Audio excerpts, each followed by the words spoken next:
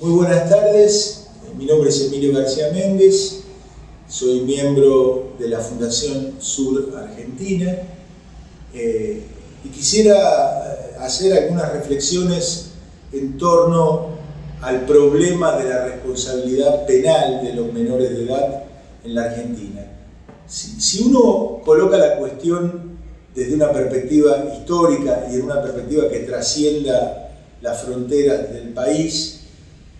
uno puede decir que en los últimos, por lo menos 30 años, la cuestión de la infancia ha tenido algunos temas de carácter emblemático en América Latina. Entiendo por emblemático aquellos temas que tienen en un determinado momento la capacidad de sintetizar la problemática, una problemática más amplia. Creo que desde esta perspectiva la cuestión emblemática de la infancia en los años 80 fue el tema de los niños de la calle. Probablemente en la década de los 90 haya sido la cuestión del trabajo infantil. Y no cabe ninguna duda que en lo que va del siglo XXI, la cuestión emblemática de la infancia es el tema de la responsabilidad penal juvenil. Justamente porque tiene esta capacidad de sintetizar una perspectiva más amplia en relación al tema en cuestión.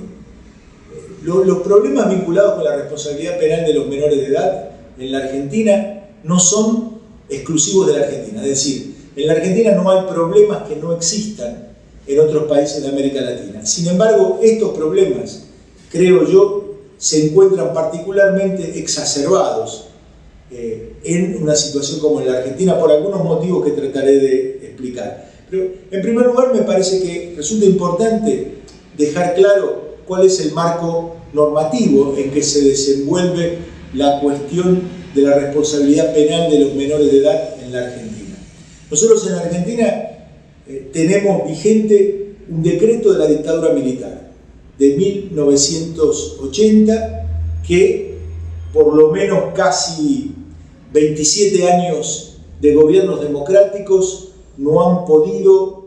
derogar este decreto de la dictadura. Uno piensa que a tanto tiempo de haber tenido en democracia la posibilidad de derogarlo y no haberlo hecho, es porque este decreto de la dictadura es funcional a algunos intereses o a muchos intereses de carácter corporativo. Se trata del decreto, por todos conocido, el decreto 22278 de 1980,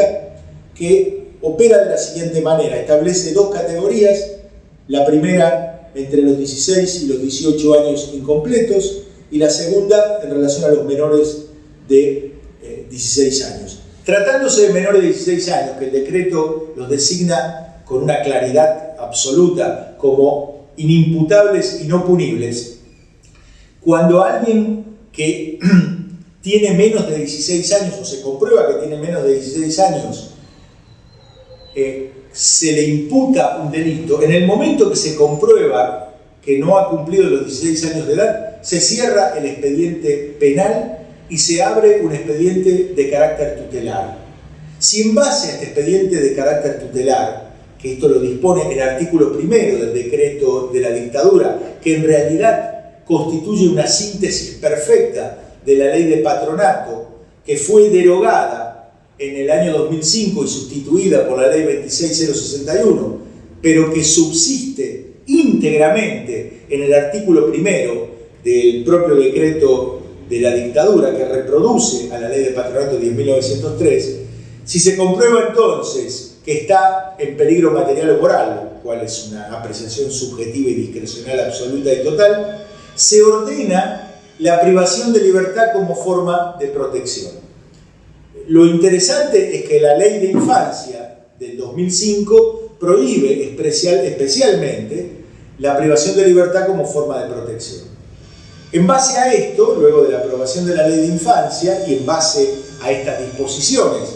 del decreto de la dictadura que contradicen, un decreto de la dictadura que contradice explícitamente una ley de la democracia específica, ley nacional de orden público, de casi 25 años después, era obvio que estas disposiciones del decreto de la dictadura iban a caer. Con este espíritu fue que la Fundación Sur Argentina, junto con el Centro de Estudios Legales y Sociales, el CELS, en el año 2006 presentó un recurso de habeas corpus colectivo a favor de todos los menores de 16 años privados de libertad en la ciudad de Buenos Aires por razones de protección. Como se sabe, este habeas corpus colectivo iniciado en el año 2006 ha recorrido hasta el día de hoy un tortuoso camino,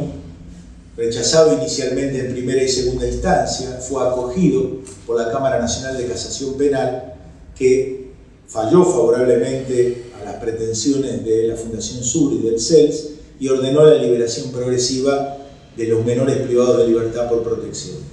Este histórico fallo de la Corte de Casación fue suspendido primero, sin entrar en el mérito del fondo de la cuestión, por la Corte Suprema de Justicia de la Nación, y finalmente, el 2 de diciembre del año 2008, la Corte Suprema de Justicia, en un fallo verdaderamente vergonzoso, lamentable, el mayor atraso en materia de derechos de la infancia en la historia de la democracia argentina, convalidó el decreto de la dictadura, lo convalidó esquizofrénicamente, porque este fallo de 20 páginas, las primeras 19 páginas, denosta el decreto de la dictadura, y en la última página lo declara constitucional y legitima la privación de libertad como forma de protección. Era obvio que un fallo de esta naturaleza iba a tener consecuencias en el ámbito nacional, y porque el número de los menores privados de libertad, inimputables y no punibles, luego del fallo de casación, llegó a un mínimo histórico en la Argentina. Luego de que la Corte Suprema convalidara el fallo de la dictadura, el número de los menores de edad pobres, privados de libertad por protección, comenzó a aumentar escandalosamente. Este fallo es del 2 de diciembre del 2008. En junio del 2009, el ideólogo del fallo, la persona que probablemente redactó de su puño y letra este fallo, el juez de la Corte Suprema, el doctor Raúl Zaffaroni, en una claridad que realmente no le es propia, porque él es una persona sumamente ambigua, ya no dejó ningún lugar a la interpretación en una entrevista dada en mayo del 2009 a la edición argentina de la revista Playboy. Preguntado sobre este fallo, Zaffaroni dijo textualmente: nosotros sabíamos que ese decreto de la dictadura era inconstitucional, sin embargo lo declaramos constitucional por razones coyunturales. Cuando la periodista pregunta cuáles eran las razones coyunturales, el juez dice: nosotros sabíamos que estos menores de edad estaban marcados para morir por la policía. Fue lo mismo que había dicho otro integrante de la Corte, la doctora Argibay, en el momento del fallo, días después del fallo, diciendo que los menores de edad estaban marcados para morir por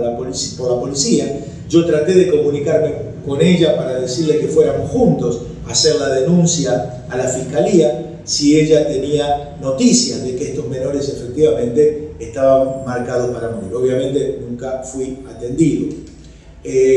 La consecuencia de esto es que el juez de la Corte, Zaffaroni, legitima la privación de libertad como forma de protección y lo admite diciendo: sabíamos que era inconstitucional, pero lo declaramos constitucional por razones coyunturales. Yo me pregunto si este fallo, en vez de tener como objeto la libertad de los adolescentes pobres de las periferias urbanas de este país, hubiera tenido como objeto un contenido patrimonial o la libertad de, como se decía en las épocas de la colonia, una persona principal, yo creo que hubiera sido el mayor escándalo judicial de la historia argentina. Pero bien, esta decisión de la Corte se inscribe lamentablemente en una tendencia mucho más preocupante, de la cual la Argentina es el botón de muestra de esto. Lo que quiero decir con esto, que si uno hace un recorrido del proceso de implementación de la Convención en América Latina en estos últimos 20 años, uno se encuentra rápidamente con 4 etapas. Una primera etapa, que es el proceso de ratificación de la Convención, del 89 al 91. Una segunda etapa, que es la etapa de las grandes reformas legales. Entre el 91, 92 y el 97 se reforman prácticamente todas las legislaciones y se adaptan a la Convención todas las legislaciones, particularmente las penales, en materia de infancia en la Argentina. Y esta expansión jurídico-cultural se quiebra allá por el año 97. Y se quiebra allá por el año 97, hay 3 hechos aparentemente sin ningún tipo de conexión entre ellos: el problema de las maras en Centroamérica, los decretos fujimoristas que colocan penas de 50 años por primera vez en la historia a menores de edad en América Latina, y la primera sentencia de reclusión perpetua a un menor de edad con base en este decreto de la dictadura, nada menos que en la Argentina. A partir del año 97 comienza entonces un largo periodo de involución autoritaria. Vista esta involución autoritaria desde nuestros días, desde el 2011, yo creo que es posible reconocer 2 etapas de esta involución autoritaria. Una primera etapa que es lo que yo llamaría la etapa clásica de la involución autoritaria, que va precisamente de 1997 hasta el año 2002, 2003, 2004 aproximadamente. Digo clásica porque esta involución autoritaria se manifiesta particularmente en una forma muy fácil de reconocer. Hay 2 eslogans que sintetizan esta etapa: la baja edad de la imputabilidad y el pedido de aumento de penas. Del año 2004 aproximadamente para acá, yo creo que esta involución autoritaria entra en una etapa un poco más preocupante, un poco más insidiosa, un poco más difícil de identificar. ¿Y cuál es? En esta nueva etapa se inscribe de pleno derecho, liderando esta etapa, este fallo vergonzoso de la Corte. Ya no se trata hoy, ¿sí?, de proponer la baja de la imputabilidad y el aumento de las penas, sino que se trata de destruir desde todo punto de vista, tanto en el plano administrativo cuanto en el plano normativo y en el plano obviamente jurisprudencial, las garantías, la cultura de las garantías, especialmente vinculada con los menores de edad, para utilizar la privación de libertad ya no más como una respuesta seria y legítima del Estado frente a los hechos graves que cometen los menores de edad, sino como una especie de política social reforzada para los adolescentes pobres de las periferias urbanas. Lamentablemente la Argentina lidera esta tendencia, porque en la Argentina, y quiero decir esto para concluir, se ha consolidado como en ningún otro lugar, no quiere decir que en otro lugar no esté presente, pero en la Argentina se ha consolidado enormemente este extraordinario equívoco que se plantea en América Latina, según el cual la derecha y los sectores reaccionarios y conservadores serían responsables por la ley y el orden, y los sectores progresistas serían responsables por los derechos humanos. Consolidada esta absurda división del trabajo, los sectores progresistas no alcanzan a establecer una política de seguridad. Lo que sucede es que, sin embargo, el progresismo argentino, que se rasga las vestiduras frente a cualquier intento de elaboración de una ley de responsabilidad penal juvenil, y Zaffaroni está a la cabeza porque él ha sido la causa eficiente de no tener una ley de responsabilidad penal juvenil, porque ha boicoteado todos los esfuerzos en ese sentido en la Argentina en estos últimos 20 años.